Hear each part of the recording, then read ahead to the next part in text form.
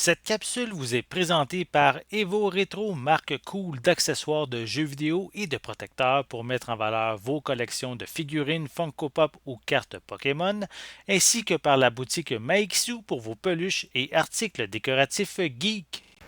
Et bonjour, ici Sébastien, j'espère que ça va bien. Aujourd'hui, je vous parle du film Let It Ride, ou en français c'est Le joueur parfait, ici en édition Blu-ray, réalisé par Joe Pytka en 1989. C'est lui qui avait également signé le film Space Jam avec Michael Jordan, donc une édition distribuée par Paramount et disponible depuis le 5 avril 2022.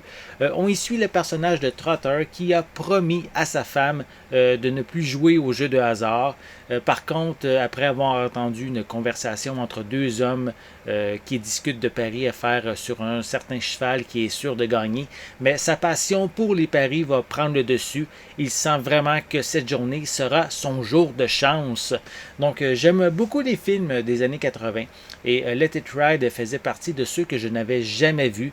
Il propose une belle distribution pour l'époque avec en tête Richard Dreyfuss, accompagné de David Johansen, Terry Garr, Jennifer Tilly et Robbie Coltrane.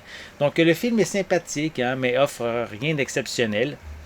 Le scénario non plus n'est pas des plus captivants. Les dialogues sont assez banals. Les retournements de situation n'ont rien d'accrocheur. Qu'est-ce qui m'a le plus intéressé? C'est le jeu d'acteur de Richard Dreyfuss. Il est drôle, il excelle justement dans ses pitreries. Pardon. J'ai également aussi bien apprécié les interventions qu'il fait avec Robbie Coltrane qui interprète le vendeur de billets et aussi les discussions qu'il a avec son collègue chauffeur de taxi joué par David Johansen. Donc visuellement, ce transfert en Blu-ray tient la route. La qualité de l'image est belle, quand même bien détaillée, sans réel problème d'artefacts à l'écran. J'ai quand même remarqué quelques petites taches de saleté à l'occasion. Pour les pistes sonores, elles sont disponibles en anglais DTS HD 5.1, français 2.0 et espagnol mono avec des sous-titres dans les mêmes langues. Côté supplément, il faut se contenter d'un simple segment coulisses où les acteurs Richard Dreyfuss, David Johansen, Robbie Coltrane, Michelle Phillips et Jennifer Tilly vont aborder rapidement les personnages qu'ils interprètent.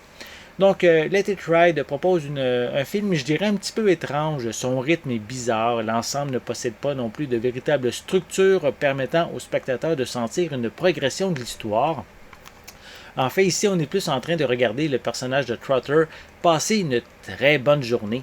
Donc, si vous aimez quand même Richard Dreyfuss et évidemment les courses de chevaux, je vous dirais quand même de prendre le temps de jeter un coup d'œil à Let It Ride. J'espère que vous avez aimé cette vidéo. Si c'est le cas, n'hésitez pas à mettre un pouce en l'air, à laisser des commentaires. Dites-moi justement, est-ce que vous êtes amateur des films des années 80? Est-ce que vous aimez les films de Richard Dreyfuss? Laissez-moi vos commentaires à ce sujet en dessous de la vidéo.